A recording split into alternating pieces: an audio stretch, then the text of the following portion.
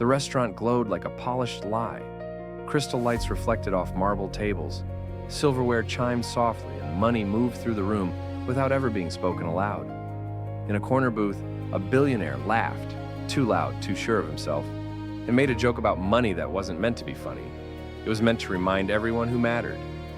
The waitress froze for half a second, long enough for fear to rise, long enough for dignity to decide. When she finally spoke, her voice was calm. No anger, no sarcasm, just one honest sentence, simple, precise, and devastating. The laughter died instantly. The billionaire felt it before he understood it, a tightening in his chest, a sudden awareness of eyes on him, not admiring, judging. Her words hadn't insulted him. They had named him. And somehow, impossibly, they sounded familiar, like a truth he'd once heard and buried under years of success. Across the city, a daycare receipt sat unpaid. A phone buzzed with warnings. A child slept, unaware of how close their world was to breaking. In a glass tower miles away, a boardroom waited for a decision that would ruin lives quietly, efficiently, legally. That night, a joke crossed a line, and a man who had always controlled the room was left speechless by a woman who had nothing to lose but her dignity. Before the story continues, take a second to tell us where you're listening from and what time it is in your city right now. I love seeing how far these stories travel. If this kind of slow burn romance and moral drama pulls you in, don't forget to subscribe so you won't miss the next part. And one small reminder, grab your favorite drink, stay hydrated, get comfortable, because the real story is just about to begin. The next morning began the way most of her mornings did, too early and already behind. The alarm on her phone went off at 5:12 a.m., a thin, tinny sound that felt louder in the small apartment. She reached for it before it could wake the child in the next room, fingers stiff, eyes burning from too little sleep. For a moment, she lay there staring at the ceiling, letting the weight of the day press down on her chest. Rent was due in 6 days. Daycare tuition was overdue by 9. Her car's check engine light had been on for 3 weeks. She swung her legs over the side of the bed anyway. In the kitchen, she brewed coffee that was more water than flavor, and packed a lunch she probably wouldn't have time to eat. The apartment smelled faintly of detergent and old toast. It wasn't much, but it was clean, and it was theirs. That mattered. Before leaving, she checked her phone. 3 missed emails from the daycare administrator. 1 automated reminder from a medical billing service. No new messages from anyone who could actually help. She closed the phone and slipped it into her bag. At work, the restaurant looked exactly the same as it had the night before. Elegant, expensive, indifferent. Sunlight filtered through tall windows, catching dust motes in the air like tiny accusations. She tied her apron, adjusted her uniform, and took a steadying breath.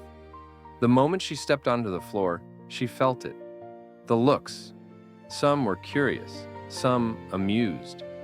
A few sharp with disapproval. News traveled fast in places where power liked to stay unchallenged. Her manager called her into the office before the lunch rush. He didn't raise his voice. He didn't need to. His disappointment was practiced, almost gentle, which somehow made it worse. "Do you have any idea who that man is?" he asked, fingers steepled on the desk. She nodded once. "Yes." "And you still spoke to him like that?" "I spoke honestly." He sighed as if she were a child insisting the sky was green. "Honesty is a luxury in this business." She met his eyes. "So is dignity." That earned her a thin smile. Careful. She was sent back out with a warning and a shortened schedule for the week. Officially, it was about staffing needs. Unofficially, it was punishment. By noon, her feet already ached. By 1, she realized she hadn't eaten. By 2, she almost convinced herself that the night before hadn't mattered, that the billionaire would forget her name, her face, her words. She was wrong. He arrived just after 3, alone this time. She knew before she saw him. The air shifted. Conversations dipped, then resumed at a slightly higher pitch. People straightened in their seats. Money had a way of announcing itself. He sat at a table near the window, not in his usual corner booth. Not hiding, not performing, watching. When she approached, she felt every nerve in her body light up. She reminded herself to breathe, to stand straight, to do her job. "Good afternoon," she said, neutral, professional. He looked up, and for the first time since she'd known him, he didn't smile. "I was hoping you'd be working today," he said. Her pulse quickened. "What can I get you?" "Just coffee." She nodded and turned to leave. "Wait," he added. "What you said last night." She stopped. "I've been thinking about it," he continued, "all day." She faced him again. "I don't make a habit of repeating myself to customers." A corner of his mouth twitched, not amusement, recognition. "That wasn't a habit," he said. "That was a line." She studied him, searching for mockery, for threat. Found neither. "I didn't mean to embarrass you," she said finally. "Yes, you did," he replied softly. "You just didn't mean to be cruel." The words landed heavier than she expected. He took a sip of coffee when she brought it back, then slid the check presenter toward her before she could ask. Inside was a tip that made her stomach drop. She pushed it back. "I can't accept that." His eyebrows lifted. "It's a tip. It's a statement." "So was what you said last night." She swallowed. "I'm serious." They held each other's gaze. Around them, the restaurant hummed, unaware of the quiet standoff unfolding at table 12. He leaned back. "Why does it matter to you?" She thought of the daycare emails, the rent notice taped inside a drawer, the way desperation crept in when you weren't looking. "Because once I take that," she said, "it stops being a tip and starts being a leash." Something in his expression shifted. Surprise, maybe. Or something closer to shame. He withdrew the money and stood. "What's your name?" he asked. She hesitated, then gave it. Not loudly, not proudly, just truthfully. He repeated it once, as if committing it to memory. "Mine doesn't matter," he said. "Everyone already knows it." As he walked out, she exhaled shakily, only then realizing how tense she'd been. She didn't see him again that day. That evening, her babysitter canceled with less than an hour's notice. She begged a neighbor for help and raced across town, heart pounding, mind spiraling. By the time she made it home, she was soaked in sweat and guilt. Her phone rang while she was heating leftovers. An unknown number. She almost ignored it. "Hello," she said. "I hope I'm not calling too late," a male voice said. Calm, controlled, familiar. Her grip tightened on the phone. "This isn't appropriate." "I know," he replied. "That's why I waited until you were off the clock." She said nothing. "I asked around," he continued, "about you, not in a way that would hurt you." "That's debatable." A pause. "Fair." He took a breath. "I'm offering you an opportunity, a legitimate one, temporary. No publicity, no strings." She closed her eyes. "I don't want your charity," she said. "Good," he answered. "Neither do I." She didn't agree. She didn't refuse. But when the call ended, her hands were shaking, not with fear, but with the terrifying awareness that the careful balance she'd built was beginning to tilt. That night, long after the city quieted, she opened her phone and reread a message she'd received earlier that afternoon, the one she'd tried to ignore. Final notice. She deleted it, and in a glass tower miles away, the billionaire stood alone in his office, staring at his reflection in a window that showed him everything he owned and nothing he deserved. For the first time in years, he wondered if the joke had been on him all along. He didn't come back for 3 days. That absence did more damage than his presence ever could have. She noticed it in the way her body stayed tense through entire shifts, bracing for a confrontation that never came, in the way her mind replayed the phone call at night, parsing every word for hidden intent, in the way hope crept in despite her better judgment, quiet, dangerous, unwanted. On the 4th day, the manager called her into the office again. This time, there was no pretense of disappointment, only calculation. "There's been a change," he said, sliding a printed schedule across the desk. She glanced down. Her hours had doubled. Her chest tightened. "Why?" He shrugged. "VIP request, special events." Someone put in a good word. She didn't have to ask who. That evening, the restaurant hosted a private tasting for investors.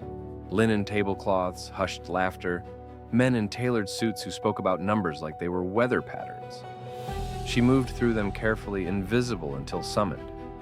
And then she saw him. He wasn't dressed like the others. No tie, no performative charm, He stood slightly apart, listening more than speaking, eyes tracking the room. When their gazes met, he didn't smile, he nodded. Later, when the guests thinned and the lights dimmed, he caught her near the service station. "I told them not to put you on display," he said quietly. She laughed once, humorless. "You don't get to decide that." "I know." They stood there, surrounded by clinking glasses and low music, both aware of how wrong this was, and how inevitable. "I looked into your situation," he said, "the daycare, the billing notices." Her face hardened. "I didn't give you permission. You didn't have to. The system advertises desperation. That doesn't make it yours to fix. Then let me make an offer you can reject." She folded her arms. "Go on." "A temporary position," he said. "Not here. With one of our partner foundations. Paid, flexible hours, no press, no obligation beyond the work." She searched his face. "Why?" "Because you shouldn't have to choose between honesty and survival." The words hit too close. "You don't know what I should or shouldn't do," she said. "No," he agreed, "but I know what I did, and I know it mattered." She turned away, heart pounding. Accepting would mean relief. It would mean breathing room. It would mean her child could stay where they were, safe and settled. It would also mean stepping into his world. "I'll think about it," she said. That night, the babysitter raised her rates. The next morning, the daycare sent a notice outlining next steps, each one colder than the last. By noon, her car refused to start in the employee lot. She cried there, forehead against the steering wheel, counting seconds so no one would see. When she checked her phone, there was a text from him. No pressure, no follow-up, just an address and a time. She didn't respond. She showed up anyway. The building was modest, tucked between a pharmacy and a dry cleaner. Inside, a small team worked quietly, helping families navigate housing and legal aid. No cameras, no plaques bearing his name. He wasn't there. That mattered. Over the next 2 weeks, she worked part-time with the foundation and kept her restaurant shifts. The work was hard but honest. For the first time in months, she felt useful without feeling owned. He checked in occasionally, brief messages, clear boundaries. And then the letter arrived. It came in a plain envelope, slipped under her apartment door while she was at work. Legal language, cold, final. Her hands shook as she read it. Someone was contesting her custody arrangement. The name at the bottom made her blood drain from her face. That night, she didn't answer his calls. She didn't go to work the next day. She packed a bag, took her child, and left the apartment before sunrise. Across the city, he sat in a boardroom, unaware that the woman who had changed the way he saw himself was disappearing, because of a consequence he didn't yet know was tied to him. And somewhere between fear and resolve, she made a decision that would force the truth into the light, even if it destroyed them both. When help comes from someone powerful, it rarely arrives without weight. Not because kindness is impossible, but because power changes the shape of every interaction it touches. Was she wrong to accept the job, even temporarily? Or was refusing help a luxury she could no longer afford? Pride is often framed as weakness when survival is on the line, yet dignity is sometimes the only thing that keeps a person whole. And what about him? If someone benefits from a system that quietly harms others, does intent matter, or only impact? Is offering help enough, or does justice demand something riskier? Accountability, exposure, loss. This story doesn't ask whether money can fix problems. It asks whether morality survives when money enters the room. If you were in her place, would you take the help to protect your child, even if it meant losing control of the narrative? And if you were in his, would you dig deeper, knowing the truth might cost you everything you've built? The answers aren't simple. That's why they matter. She stayed with her sister for 3 nights. The apartment was cramped, loud, and smelled like burnt coffee, but it was safe in a way her own place hadn't been for weeks. The child slept on a borrowed mattress on the floor, clutching a stuffed animal with one eye open as if danger might return the moment sleep loosened its grip. She didn't explain everything. She couldn't. Some truths were too heavy to hand to someone else without crushing them. On the fourth morning, she returned to work. The restaurant greeted her like a rumor that had refused to die. Her name had been removed from the prime sections. She was reassigned to the back. Private rooms, minimal tips, maximum effort. No one said it was punishment. No one needed to. The manager avoided her eyes. By noon, she learned why. A blurry photo had started circulating among staff group chats. It showed her at the investor tasting night, standing too close to him, head tilted in what looked like intimacy. Context was gone. Speculation filled the gap. She served through it anyway. Pain had taught her that dignity wasn't loud, it was endurance. That evening, the restaurant hosted a charity gala, one of those glossy events that made generosity feel like fashion. The staff was stretched thin. When the manager asked if she could stay late to help with catering, she almost said no. Then she thought of the letter, the name at the bottom, the way the past had reached forward with teeth. She said yes. The gala was held across town in a renovated warehouse, all exposed brick and soft lighting, the kind of place where wealth pretended to be humble. She slipped into her uniform and moved through clusters of guests, balancing trays and smiling on command. That's when she saw him again. He stood near the stage, jacket draped over one shoulder, listening intently to a woman describing impact metrics with practiced passion. He looked out of place in a way that felt deliberate. When he noticed her, his expression tightened. He excused himself and approached slowly, careful not to draw attention. "You vanished," he said. Her jaw clenched. "I needed space. I didn't mean to push." "You didn't mean to," she echoed. "That's the problem." Before he could respond, a woman stepped between them, elegant, confident, the kind of person who smiled like a weapon. "I didn't realize we were hiring staff to mingle," she said, eyes flicking over the waitress's uniform. "Is this part of the experience now?" Heat rushed to her face. He straightened. "She's working." "Of course," the woman replied. "I just assumed, well," she laughed lightly. "You know how rumors start." The words landed like a slap. He opened his mouth, then closed it. That pause cost him. The woman turned away, satisfied, and the surrounding guests resumed their conversations, already rewriting the moment to suit their comfort. She stared at him, hurt, flashing into anger. "Say something." "I will," he said, "just not like this." "That's always the excuse," she snapped. "Timing, image, strategy." Her voice trembled despite her effort. "You don't get to decide when my dignity is convenient." He looked genuinely stricken. "You're right." She shook her head and walked away, pulse pounding, tears threatening to spill. Later that night, as the gala wound down, her phone buzzed. A message from an unknown number. "We need to talk. This affects your child." Her blood ran cold. She stepped outside into the cool air, hands shaking as she typed back, "Who is this?" The reply came instantly. "Someone who knows what you're hiding." Inside the warehouse, applause erupted as donations were announced.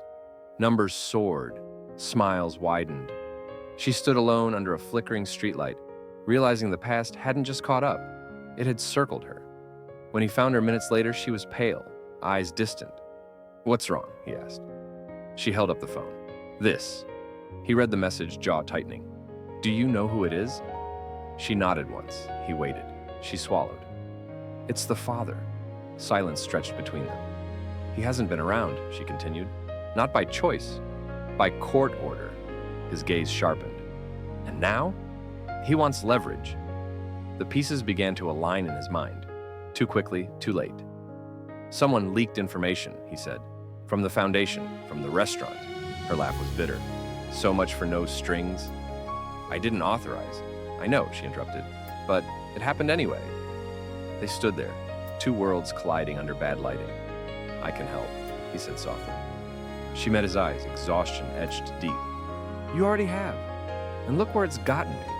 She turned to leave, then paused. "If you do anything," she said, "do it right. Not for me. For everyone like me." She disappeared into the night. Back at his office, hours later, he pulled files long buried. Old legal settlements, confidential memos, names he'd avoided reading too closely because they benefited him not to know. One name stopped him cold. The same name on the message she'd shown him. The same name tied to a decision his company had made years ago. One he'd signed without reading the fine print. A decision that had ruined lives quietly, including hers.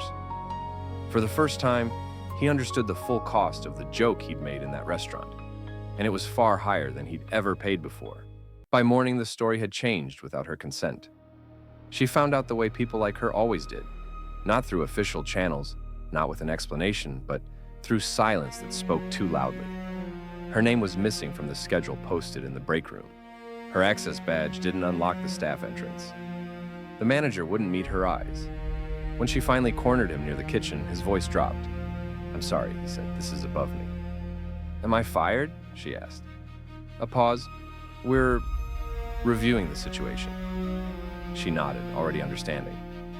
Review meant distance. Distance meant she was disposable. She left without making a scene. Outside, her phone buzzed again. Another message from the same unknown number. "You don't have long," she typed back with shaking fingers. "What do you want?" "To protect my rights." Her chest tightened. Rights. The word felt grotesque in his mouth. She didn't tell him. Not yet. She needed time, something she had less and less of. At the foundation, the atmosphere shifted too. Polite smiles cooled. Emails went unanswered. A meeting was postponed, indefinitely. Someone had pulled a string. That afternoon, she received an email from Human Resources, formal, impersonal, informing her that her position was suspended pending an internal review related to conflicts of interest. She stared at the screen until the words blurred. By evening, she knew who would be blamed. Him. And maybe he deserved some of it. She packed her bag again. This time, she didn't run to family. She rented a cheap motel on the edge of town, the kind that smelled like bleach and old regret. She paid in cash, praying the money would last. That night, she finally answered his call. "I didn't do this," he said before she could speak. "I know," she replied, "but you're part of it." A long silence. "There are things I didn't tell you," he admitted. "About the company, about the man you're dealing with." Her voice was flat. "I don't want secrets. I want safety. I can get you a lawyer, a good one." She laughed softly. "You already did. Years ago. Just not for me." He inhaled sharply. "You know. I know enough." He asked where she was. She refused to tell him. "If you really want to help," she said, "don't fix me. Fix what made him." After the call, she sat on the edge of the bed, staring at the door, as if expecting it to burst open. Across the city, he walked into a late-night board meeting, uninvited. The faces around the table shifted from surprise to annoyance. "This isn't on the agenda," someone said. "It is now," he replied. He laid out the facts he'd uncovered, the settlements, the pattern, the quiet agreements that protected predators as long as profits flowed. A senior executive laughed. "You're overreacting." "No," he said calmly. "I'm reacting appropriately. Just late." They warned him, threatened consequences, reminded him of shareholders, of image, of legacy. He thought of her standing under that streetlight, phone shaking in her hand. "I'm done protecting this," he said. The next morning, she woke to pounding on the motel door. Her heart slammed against her ribs. She grabbed her phone, her keys, positioning herself between the door and her child. "Open up," a male voice called.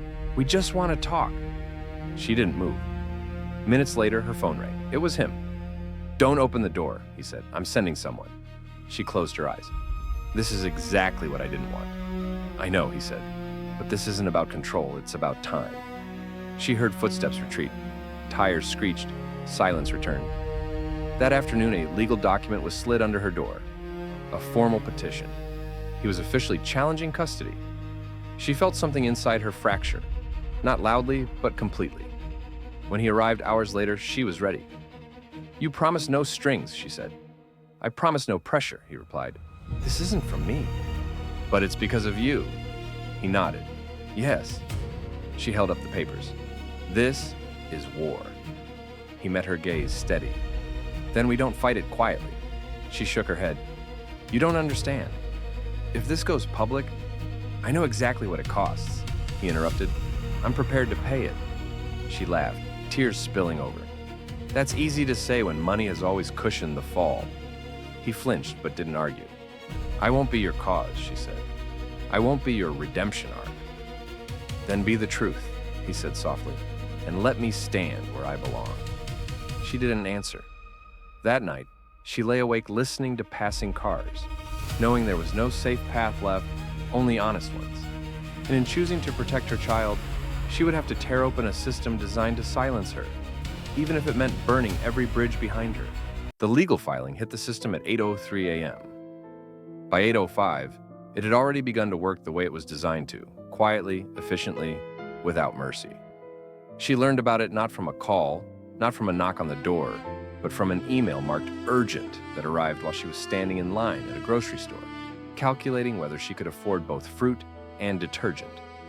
Her vision tunneled as she read, petition for modification of custody, claim of changed circumstances, request for immediate review. Her hands went numb. The cashier asked if she was okay. She nodded, paid, and walked out without the bags. Back at the motel, she locked the door and sat on the floor, back against the bed, breathing through waves of panic that came in hot, disorienting bursts. The child watched her silently, too young to understand the words, but old enough to feel the fear. Across the city, he stood in his office, phone pressed to his ear, listening as a private investigator summarized what they'd found. The man contesting custody wasn't acting alone. He had legal backing, strategic backing, and most damning of all, institutional familiarity. This isn't his first attempt, the investigator said. He knows how to push the right buttons. He closed his eyes. Who's helping him? A pause. Someone with access, someone who understands corporate liability and family court optics. He thought of the sealed settlements, the non-disclosure clauses, the way his company had once treated human damage as a rounding error. Send me everything, he said. He didn't call her right away. For once, he didn't want to lead with promises. He went to the foundation first. The office was quiet. Too quiet. Desks half cleared. A few employees avoided his gaze. The director met him in a glass conference room, expression tight. We've been advised to distance ourselves, she said, and for now, by whom? Our legal counsel. He nodded. Fire them. She blinked. What? Today, he repeated, and freeze every donation tied to image management. I want an internal audit, full transparency. This could destabilize. It should, he said evenly. By noon, word spread.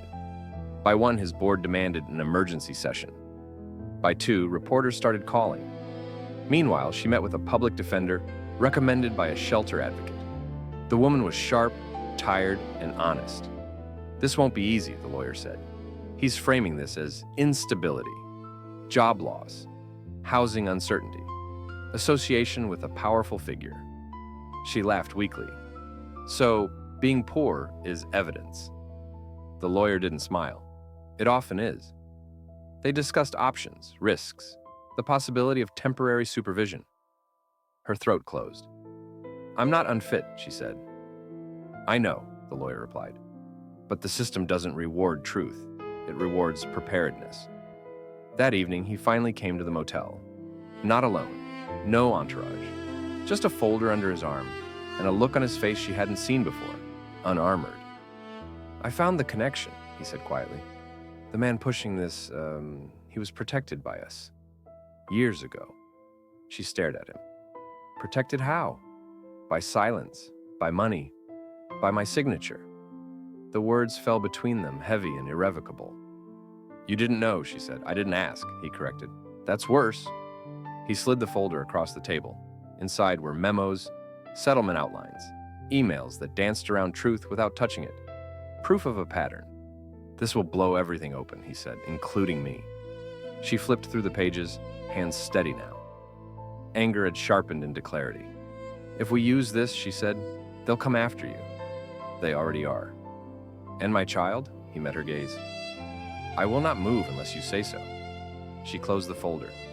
All my life, she said slowly, men like him have relied on women like me staying quiet. Men like you benefited from it without noticing. He nodded. If I do this, she continued. I'm not doing it to be saved. I'm doing it to end something. I know. They sat in silence, the hum of the motel's old air conditioner filling the room. Finally, she stood. Then we don't settle, she said. We testify. The next days moved fast. Subpoenas were filed, documents surfaced. A former employee came forward, then another. The narrative shifted, from a custody dispute to a question of corporate ethics. The court delayed its decision. The board leaked their version of events. She was painted as unstable, opportunistic, manipulated. He was painted as reckless, emotional, unfit to lead. The pressure was relentless. On the morning of the preliminary hearing, she stood outside the courthouse, palms sweating, heart racing. He joined her, standing close but not touching. No matter what happens, he said, I'm here. She nodded. Just don't speak for me. I won't. Inside, the judge listened, asked questions, took notes. Nothing dramatic happened. And somehow, that was worse. When they stepped back into the sunlight, she felt drained, hollowed out by waiting. This isn't over, the lawyer warned. She knew. That night, as she tucked her child into bed, she realized something terrifying and freeing at once. She was no longer afraid of losing comfort. She was afraid of losing truth. And that fear had finally pushed her past the point of return. There is a moment when survival stops being the hardest part, when the harder question becomes, what do I do with the truth now that I have it? She didn't ask to be a symbol. She didn't ask to stand in a courtroom with her life dissected by strangers. But injustice rarely asks permission. It only asks whether someone will finally refuse to absorb it quietly. And then there is him. He didn't create the system alone, but he benefited from it. He signed what others prepared. He accepted outcomes that kept his hands clean while lives were broken elsewhere. Is ignorance a defense when the cost is carried by the powerless? Here's the question this part leaves with us. If you discover that your success rests on silent harm, is apology enough? Or does justice require loss? And for those with the least power, when the truth threatens everything you're protecting, do you still speak? There is no heroism without consequence. There is no morality without risk. And the story is no longer about a joke or money or even romance. It's about whether accountability is worth the price it demands. The story broke on a Tuesday. It didn't explode the way scandals did in movies. There were no sirens, no dramatic headlines splashed across every screen at once. It began quietly, the way truth often did when it had been buried too long. Through a legal blog that specialized in corporate accountability, through a footnote in a court filing that didn't quite make sense unless you knew where to look. By noon, journalists were calling it a coincidence. By evening, they were calling it a pattern. And by nightfall, his name was everywhere. She found out while sitting in a plastic chair outside the family court clerk's office, waiting to file yet another affidavit. Her phone buzzed nonstop, vibrating against her palm like a living thing. She ignored it until the child tugged at her sleeve. "Mom," the child whispered, "your phone won't stop." She looked. The headline stared back at her. CEO linked to years-old settlement in case involving custody petitioner. Her stomach dropped. She didn't need to read the article to know what it meant. The connection he'd warned her about, the one he'd promised not to expose without her consent, had surfaced anyway. Someone else had decided the timing. Across the city, he stood in front of a wall of glass, watching traffic crawl below his office like a bloodstream slowed by shock. His assistant hovered nearby, pale. "The board has called an emergency vote," she said. "They want you to step aside, temporarily." He didn't respond. "They're framing it as concern," she continued, "for the company, for stability." He turned at last. "And the truth?" She hesitated. "They say it's complicated." He smiled without humor. "It always is." By the next morning, the narrative had split in two. In one version, she was a struggling single mother, manipulated by a powerful man with a guilty conscience. In the other, she was an opportunist, exploiting a corporate reckoning for personal gain. Neither was true. But truth had never been the point. She was followed everywhere. Cameras appeared outside the motel. Strangers whispered as she passed. One woman at a coffee shop leaned close and hissed, "You should be ashamed." She didn't respond. Shame required belief, and she no longer believed the lies. The hearing was scheduled for Friday. In the days leading up to it, pressure came from every direction. Her ex's lawyer pushed for an emergency ruling, citing media instability. Anonymous complaints were filed with child services. A former coworker sold a story about her relationship with him for a few $1,000s and a moment of relevance. She stopped sleeping. He tried to call. She didn't answer. Not because she blamed him, but because she couldn't afford to lean on him now. Not when the world was already convinced she had. On Thursday night, he showed up anyway, not at the motel, at the courthouse steps. She found him there after her meeting with the public defender ran long, sitting alone on the cold stone, jacket folded beside him. He looked smaller than she remembered, not weaker, stripped. "You shouldn't be here," she said. "I know." She stopped a few feet away. "They'll say you're influencing me." "They already are." She studied his face, searching for regret, for fear. She found both, and something else. Resolve, sharpened by loss. "I stepped down," he said quietly. Her breath caught. "You didn't have to do that." "Yes," he replied, "I did." He explained then how the board vote had gone, how he'd refused to sign another confidentiality agreement, how he'd released internal documents to investigators before they could be buried again. "They'll come for everything," he said. "My reputation, my money, maybe my freedom." She nodded slowly. "And you still did it." "I owed the truth more than I owed comfort." Silence stretched between them. "You know this doesn't guarantee anything for me," she said. "I could still lose." "I know," he said. "That's why I didn't ask you to stay quiet." She exhaled shakily. For the first time since this began, she felt something loosen in her chest. Friday arrived, gray and unkind. The courtroom was packed. Reporters filled the back rows. Her ex sat with his attorney, posture smug, confidence rehearsed. He didn't look at her until she took her seat. Then he smiled. The judge entered. Proceedings began. Her lawyer spoke first, steady and precise, outlining the timeline. The sudden custody challenge, the coinciding exposure of past settlements, the retaliatory nature of the filing. Then it was her turn. She stood. The room felt too bright, too large. She could hear her heartbeat in her ears. She spoke anyway. She talked about stability, about showing up, about how poverty had taught her to plan 3 steps ahead because the ground was always shifting. She talked about fear, not of being poor, but of being erased. When the opposing counsel tried to frame her as unstable, she didn't argue. She agreed. "Yes," she said, "my life has been unstable because systems fail people like me quietly.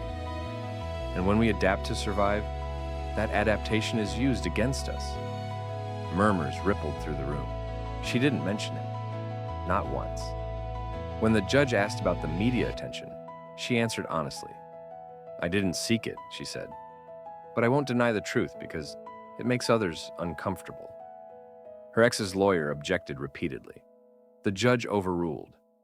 Then came the evidence, the memos, the settlements, the emails, the pattern. By the time the judge called for a recess, the air had changed. Outside, cameras surged forward.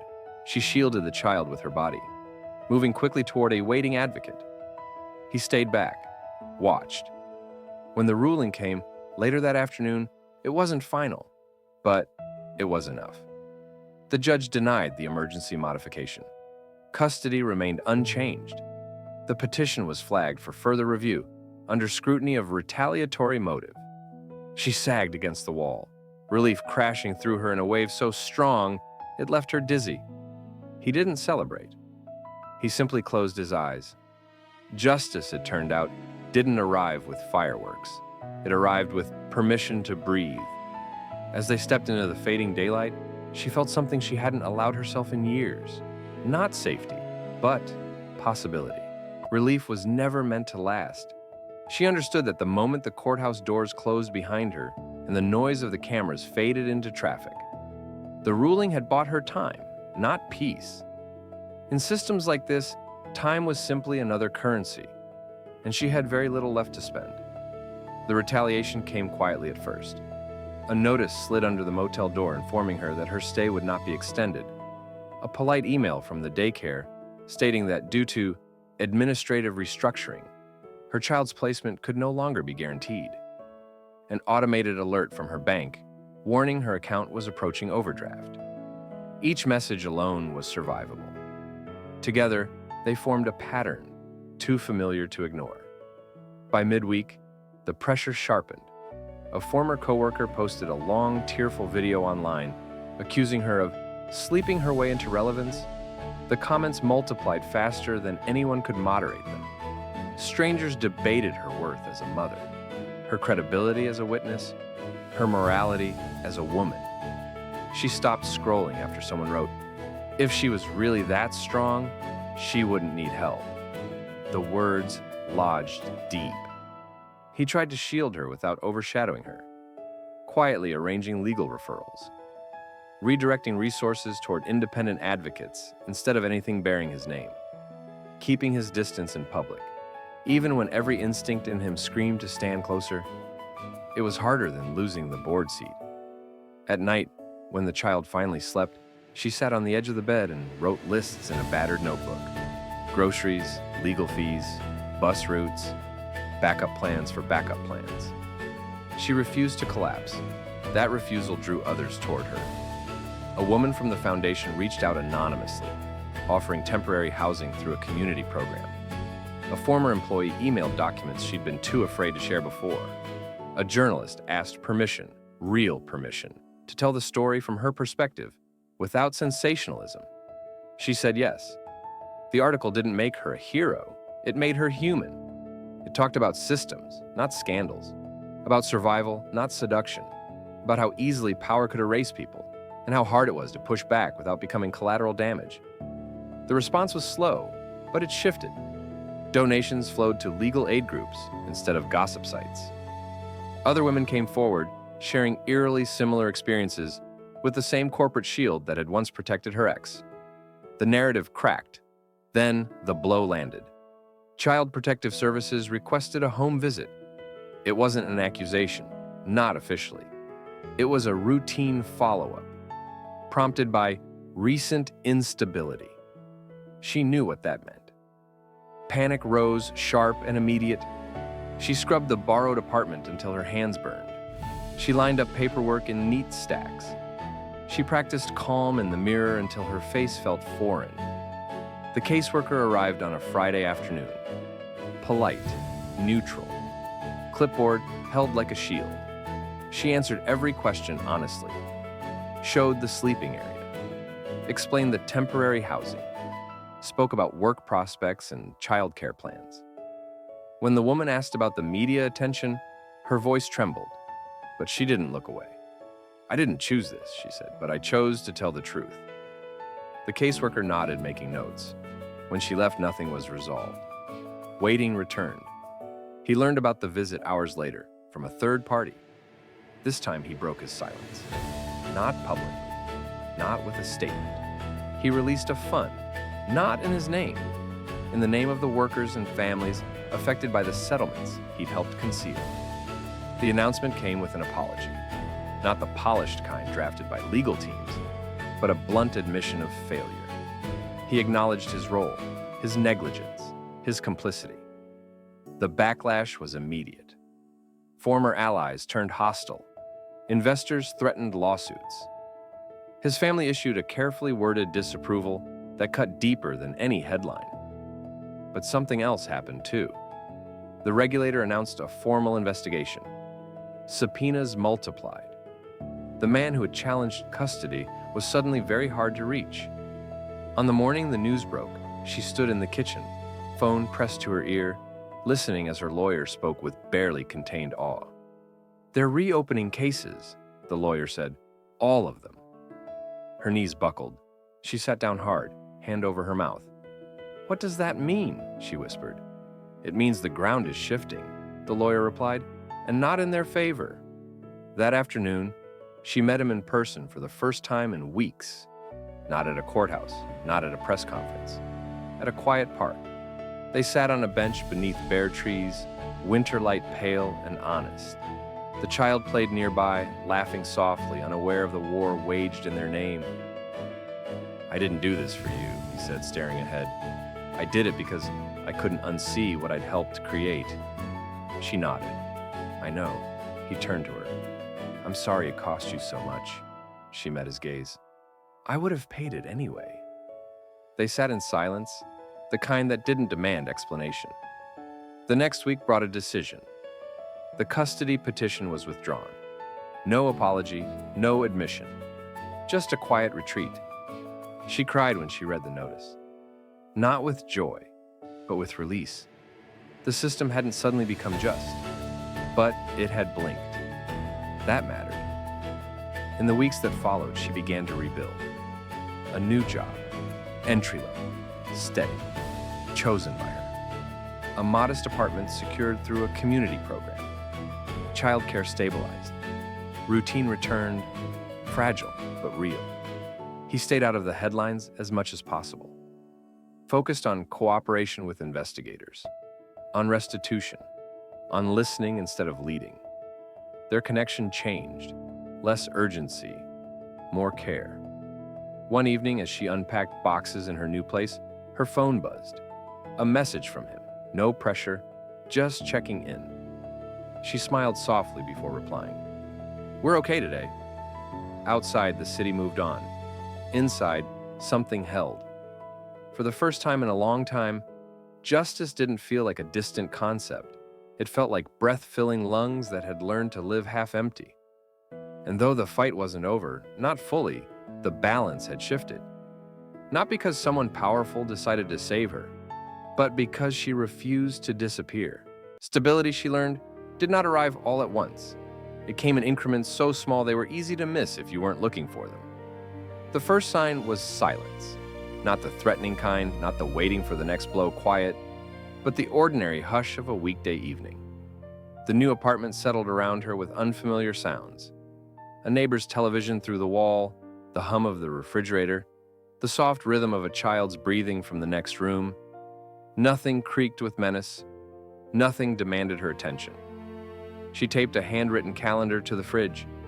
School drop-off times, work shifts, a reminder to buy milk. She circled paydays in blue ink, rent in red. Control returned slowly, the way circulation did after numbness. At her new job, no one knew her story. She was grateful for that. She answered phones, filed reports, learned systems that rewarded patience more than performance. The work was not glamorous. It was steady. When her supervisor asked if she could stay late one evening, she checked the childcare schedule and said yes, without fear that it would cost her something invisible. She was no longer surviving by borrowing tomorrow. The investigations moved in the background, grinding and impersonal. Occasionally, her lawyer would call with updates. Another former employee cooperating, another sealed case reopened. Each time, the news carried relief and a familiar ache. Justice, she realized, was loud for those who won it publicly and quiet for those who lived with its aftermath. He stayed true to his word. He did not step back into the spotlight. He did not try to frame the unfolding accountability as a redemption story. He testified when required. He handed over documents when asked. He absorbed the consequences without commentary. It cost him more than money. Friends he'd known for years stopped returning calls. Invitations disappeared. His name became shorthand in certain rooms for a lesson no one wanted to discuss out loud. One afternoon, he sat across from federal investigators and answered questions until his throat burned. When it was over, he walked out into winter air and felt lighter, not absolved, but unburdened by pretense. That evening, he texted her. "I finished today. Are you okay?" She considered the question. "We had spaghetti. Homework went well. I'm tired. But yes." He smiled at his phone. They met weeks later, carefully. No secrecy, no urgency, no assumptions. A coffee shop near her office, public, neutral. She arrived first, coat still on, fingers wrapped around a paper cup. When he walked in, there was a flicker of recognition and something calmer beneath it. "Thank you for coming," he said. Thank you for not rushing, she replied. They talked about ordinary things at first. Her job, his apartment downsizing, the strange comfort of learning to cook for one. Eventually, the silence stretched long enough to invite truth. I don't know what we're building, she said finally, or if we should build anything at all. I know, he replied. I don't want to assume. She studied him. This can't be about rescue. I wouldn't accept it if it were, he said, not for myself. A corner of her mouth lifted. They agreed to move slowly, to let respect set the pace, to leave room for no. It was the most honest arrangement either of them had ever made. Spring came quietly.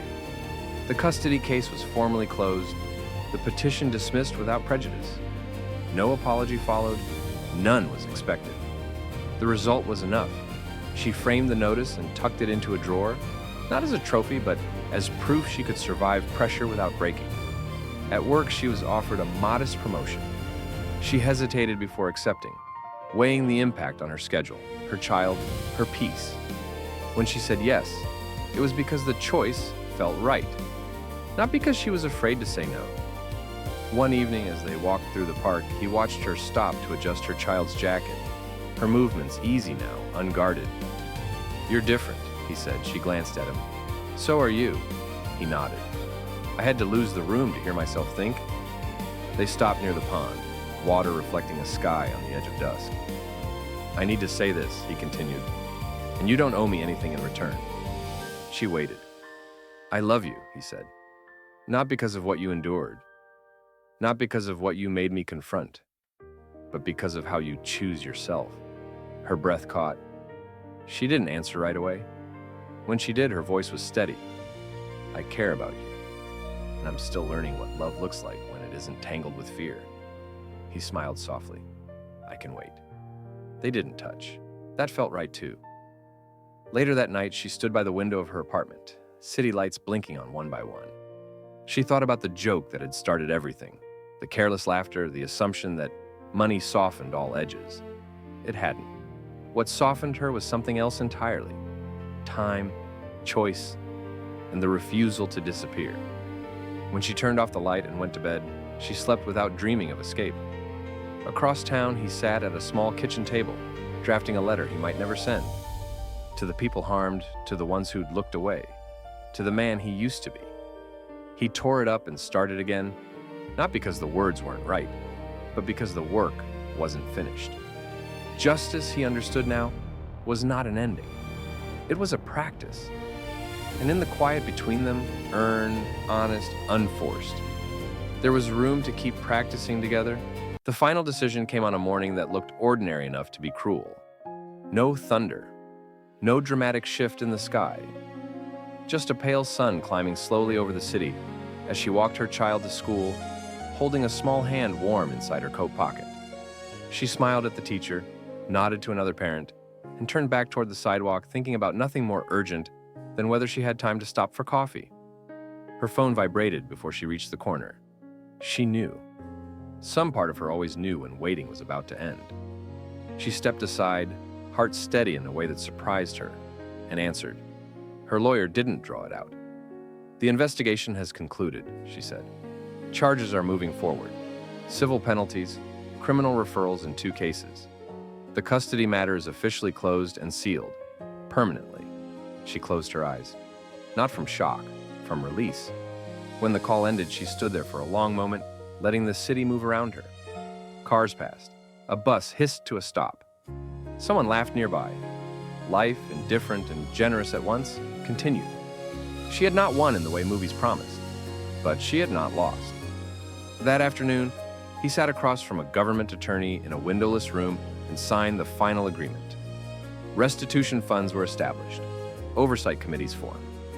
His name would be attached to the collapse of a system he once benefited from, and to its dismantling.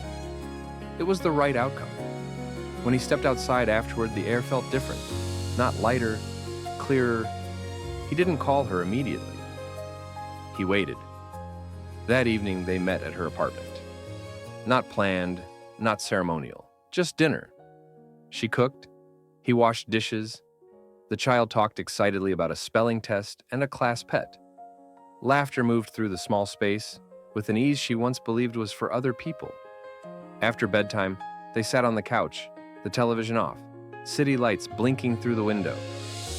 "It's done," she said quietly. He nodded. "I know." She studied his face, searching for triumph, regret, anything sharp. She found peace. "What happens to you now?" she asked. "I keep cooperating," he replied. "I keep listening. I build something smaller, slower, cleaner." She smiled. "That sounds good." He hesitated. "And you?" She thought of the calendar on the fridge, the routines, the fragile, precious ordinariness of her days. "I keep choosing," she said, "and that's enough." Silence settled between them, not empty, not tense. Earned. He reached for her hand, stopping just short. "May I?" She nodded. When their fingers intertwined, it wasn't fireworks, it wasn't desperation, it was alignment. Weeks later, she walked into the restaurant where it had all begun. Not in uniform, not in fear, just to pick up takeout on a busy Friday night. The place looked the same, polished, loud, confident in its own importance. No one recognized her, and that was fine. As she waited at the bar, a young server rushed past, face tight with stress. A man at a nearby table laughed too loudly and made a joke about tipping that landed wrong. The room tensed. She felt it in her chest. The server froze, then spoke. Not loudly, not angrily, honestly. The laughter died. She smiled to herself. Outside, she carried the food home, the night air cool against her skin. When she reached her apartment, her child ran to the door, excited, safe. He arrived a little later, bringing nothing but himself. They ate together, talked about nothing important, and cleaned up side by side. No speeches, no promises carved in stone. Just a life no longer built around fear. Later, as they stood by the window, she leaned her head briefly against his shoulder. "Do you ever think about that joke?" she asked. "All the time," he replied. She looked up at him. "Good." He smiled. "It reminds me how small moments reveal big truths." She nodded. "And how power should feel uncomfortable when it's challenged." They stood there until the city quieted, until the lights softened, until tomorrow felt possible instead of threatening. The story did not end with a proposal. It did not end with applause. It ended with dignity intact, with justice imperfect but real, with a woman who refused to disappear, and a man who finally understood that love, real love, was not about saving someone. It was about standing still long enough to let them stand on their own. Sometimes the most dangerous thing you can do is speak honestly in a room that profits from silence. This story wasn't about money defeating poverty or power rescuing the powerless. It was about dignity, how easily it is taken, and how fiercely it must be defended. It was about systems that reward quiet suffering, and the courage it takes to refuse that bargain. Justice rarely arrives cleanly. It costs time. It costs comfort. It often costs the people who need it most. But when truth is spoken, even imperfect justice can shift the ground beneath those who believe they are untouchable. And love, real love, doesn't ask someone to be smaller so you can feel bigger. It waits. It respects. It stands beside instead of above. If this story made you think, share your thoughts in the comments. Your perspective matters more than you know. If you haven't subscribed yet, consider doing so. These stories continue because people choose to listen. And before you go, take a moment to drink some water and take care of yourself. Your health matters too.